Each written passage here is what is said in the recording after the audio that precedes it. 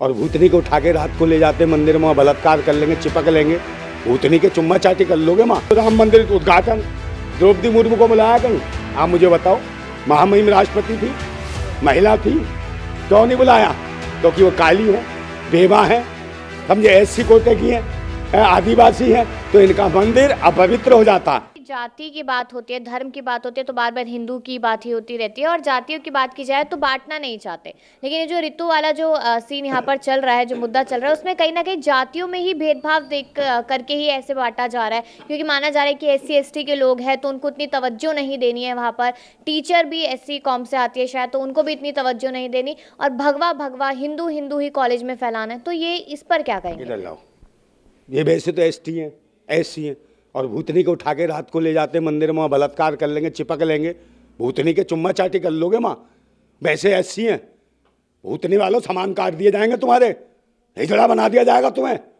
देश की बहन बेटी भारत माताओं के साथ जो अत्याचार कर रहे हो, ऋतु भी देश की बेटी है, भारत माता है, उसके साथ अत्याचार वही शिक्षा देती है, तुमसे कम पढ़ी लिखी नहीं है, तुम उसकी बराबरी नहीं कर सकते, इसलिए जलन होती है तुम्हें, पाखंडी हो, ढोंगी हो, इसलिए उससे घबराते हो, समझे। जो राष्ट्र के हर आंदोलन में, हर चीज में, हर कौम, हर जाति के लोगों ने आंदोलन किया। और रही बात आपने कहा कि जाति के लेके, ये तो बहुत बहसी दरिंदे कड़वे हैं, ये जहरीले हैं, कमीने हैं। जैसे वो अंधाचार्य भूतनी का जो कह रहा नहीं था, चमार कह रहा था वो, कि जो राम को नहीं भजता वो चमार है, वो भूतनी के तू नहीं है चमार है। चे से क्या होता है? चमड़ी, माँ से मांस, रे से रक्त, ये होता है चमार। क्या ये चारों चीजें, तीनों चीजें तेरे अंदर नहीं है भूतनी के? या गोबर से बना है, या तेरी रक्त में रक्त नहीं बहता तेरी नाड़ियों में, या मूत बहता भूतनी के? अंधे, समझ गया? तो ये पाखंडी ढोंगी हैं, जो इंसान में भी जानवर से बेहतर वो ज़्यादा वो देखते हैं, ऊंचा नीचा, समझे नहीं। अब ये देख लो, राम मंदिर आंदोलन, ये जो राम मंदिर उद्घाटन द्रौपदी मुर्मू को बुलाया कहीं? आप मुझे बताओ, महामहिम राष्ट्रपति थी, महिला थी, क्यों नहीं बुलाया? क्योंकि वो काली है, बेवा है, समझे, SC कोटे की है, आदिवासी है, तो इनका मंदिर अपवित्र हो जाता। राम आएंगे आएंगे वापिस चले जाते राम, समझे। इसको देख के ये भूतनी के ऐसी मानसिकता के, भूतनी वालों, सड़े हुए सड़ी हुई मानसिकता के कुत्तों, देश के साथ जो तुम कर रहे हो ना दोगलापन।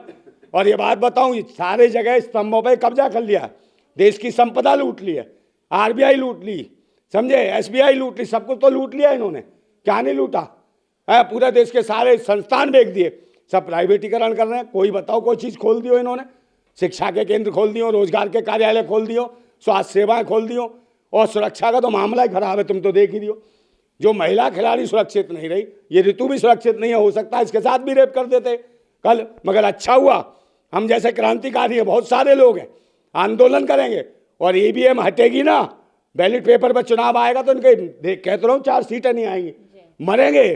तो मैं कहता हूँ कि मैंने सुने थे बेरहमी के मंजर बहुत, मैंने सुने थे बेरहमी के मंजर बहुत। आज ये मंजर मैंने देख भी लिया, और जिसको दिया था देश की हिफाजत का ठेका, उसी कमीने के हाथ में खूनी खंजर देख भी लिया। ये हालत है देश की, हमें लड़ने की जरूरत है, आंदोलन करने की जरूरत है ऐसे लोगों से। और फिर मैं कहता हूँ कि तूफानों से आंख मिलाओ, सैलाबों पर वार करो, और पाखंडवाद का चक्कर छोड़ो, राष्ट्रवाद के साथ चलो, समाजवाद के साथ चलो, संविधानवाद के साथ चलो, समतामूलक समाज के साथ चलो। जिंदाबाद था भारत, जिंदाबाद है, जिंदाबाद रहेगा, जिंदाबाद भारत। जी बिल्कुल, यहाँ पर ऋतु की बात लगातार चल ही रही है। अब देखना यही है कि न्याय मिलता है या नहीं मिलता है, क्योंकि 149 दिन लगभग यहाँ पर हो चुके हैं, और जहाँ संविधान खतरे में है उस पर यहाँ पर क्या आपको जवाब मिले, उससे आप लोग क्या समझे कि देश का माहौल किस तरीके से लगातार खराब किया जा रहा है, चुनावी मुद्दों से ध्यान भटकाने की पूरी कोशिश की जा रही है या फिर नहीं, इस पर अपनी राय दें। देखते रहिए लीडिंग भारत।